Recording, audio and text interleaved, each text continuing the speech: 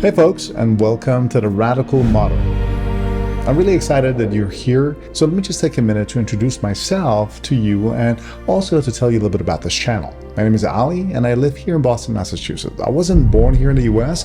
I actually immigrated here when I was 16 years old from Belgium. But I'm not actually originally from Europe. I'm an Iranian-American Muslim with a large, diverse family that includes Christians, Jews, so I get along with everybody. I came here after the Revolution of War in the US, and I generally consider myself agnostic, which means that I'm really comfortable not knowing the answer to some of the most pressing and important questions in life, but I'm constantly seeking to improve my understanding of these questions and the world. Anyway, like a lot of folks who have come here into this country, I too had big dreams. And after a lot of hard work, I took the education path and went to college and got a doctoral degree and then a postdoctoral degree in endodontics and spent decades working and teaching in that field. I started a successful clinical practice and became entrepreneurial, and then ran a medical device company in innovation and education and developed a lot of products.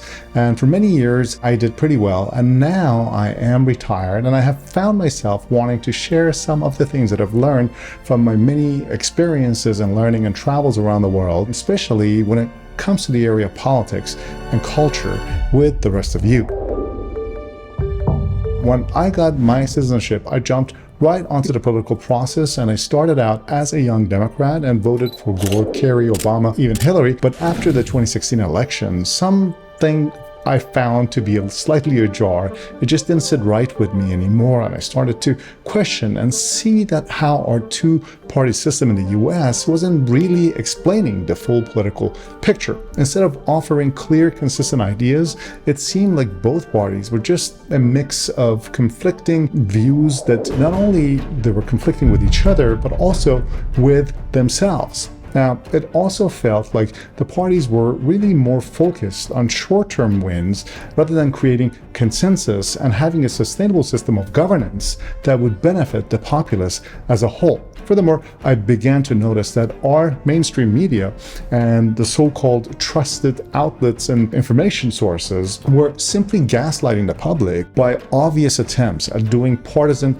hatchet jobs on their opposition. And that was demonstrable on both sides of the political spectrum. Two different mainstream news media could give you two versions of reality that could make your head spin.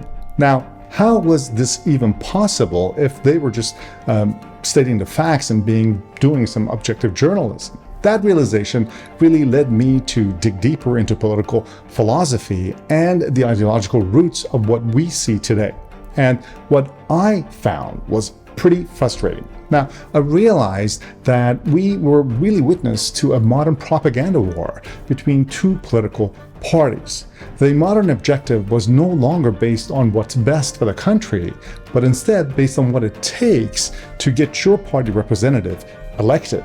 And when you factor in the influence of corporate money, big donors, and special interest lobby groups, then it's really no surprise that the average voter's needs are often left behind, sacrificed for the will of the powerful. If money is speech, according to the Supreme Court's Citizens United ruling, then none of us can really speak as loud as big money, and certainly can't scream as loud as the big corporations with deep pockets. And that's when I decided to step away from the party lines and then became an independent voter.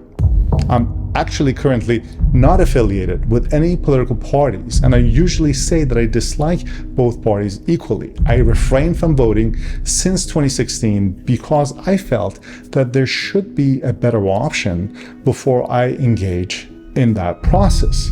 Now, because frankly, I don't really think that either side has really coherent answers that I'm satisfied with. Instead, I'm actually trying to find some common ground and bring in a little bit more moderate and balanced perspective to the table and share with you. So my goal here is to just kind of find a little bit more common ground and find a moderate perspective to share with you. And that's exactly why I started this channel. The Radical Moderate is really all about having honest, calm, and civilized discussion about issues that matter today. I'm not here to tell you who's right or who's wrong. There is enough of that going on in the media. In fact, I don't know the answer to that myself any more than you do. Instead, I want to explore why people with equally good intentions and highly intelligent people can see the same things in such different ways, and what is the thinking behind the thinking in these situations. I hope to understand this process of thinking behind the thinking and what really leads us to these conclusions, and not just lead the conversation with arguing and screaming. Now, I believe that there is a silent majority out there, people that maybe like yourself and I, who don't really fit neatly into these camps and these platforms, and are tired of these partisan divisions that we see. W.B. Yeats once said, "The best lack all conviction, while the worst are full of passion and intensity." And that's basically what we have now, a tyranny of the minority. If we stay silent, we are left by these extremes to dictate everything to us, and we may find the price of our silence a little bit too late. Remember, I come from a country that was changed dramatically after a revolution and a war, so it's important to me. And on this channel, I'll be diving into a mix of political philosophy, analysis, and practical opinions, trying to make sense of the ever-widening gap between the modern ideologies, with some basis on economics. My hope is that it will give you a little bit something to think about. And if this sounds like something that you're interested in, I'd love for you to subscribe to this channel. And if you know someone else who might be interested in this type of content, who could appreciate a little bit of a more moderate take on things, rather than just the typical screaming and shouting matches on the internet, on the news media, please share this channel with them.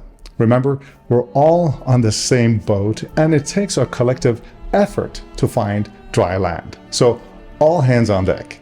Okay, so thanks so much for stopping by, and I'm looking forward to having some great conversations with you here on The Radical Moderate.